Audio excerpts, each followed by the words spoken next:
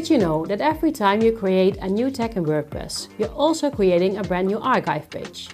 And if that page only has 1 or 2 posts, it could actually hurt your SEO. In this video, I'll show you the real difference between categories and tags, the mistakes to avoid, and the best practices that keep your site lean, clean, and SEO friendly. So why is this so important?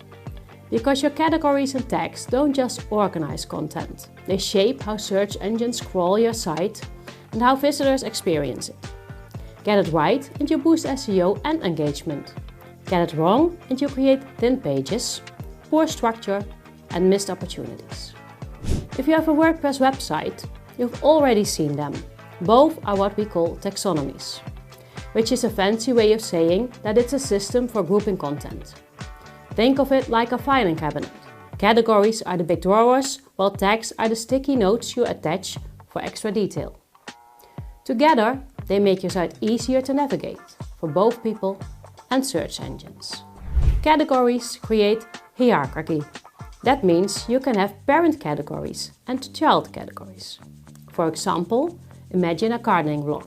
Your parent category might be trees. Under that, you could have elm trees, oak trees, and fruit trees. And here's a key point. Categories are required in WordPress. Every post must belong to at least one. Our advice: keep it simple. Aim for around 8 to 10 categories across your site. Enough to cover your main topics, but not so many that it becomes confusing. Tags work differently. Unlike categories, tags don't have hierarchy. They are flat. You use them to add detail and connect related posts. But here's the mistake many people make: treating tags like hashtags. Adding dozens of them to every post won't help. In fact, it clutters your site, because every new tag creates its own archive page. And if that archive only has 1 or 2 posts, it adds no value, and it could dilute your SEO. A simple rule: only create a tag if you use it on multiple posts.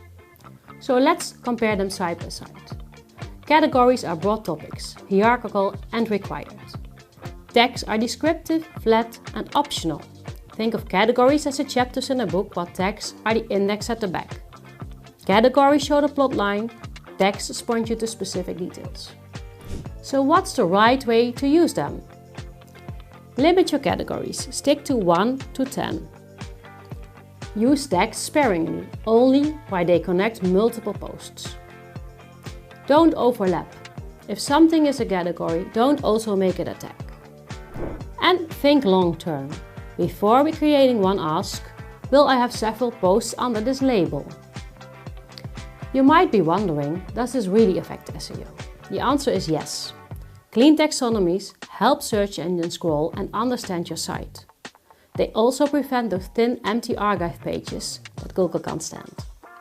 And for your readers, good categories and tags mean less hunting, reading more, which means better engagement and more trust in your content. So let's recap. Categories give your site structure and hierarchy. Tags add detail, but only if you use them wisely. Together, they make your site clearer for both people and search engines.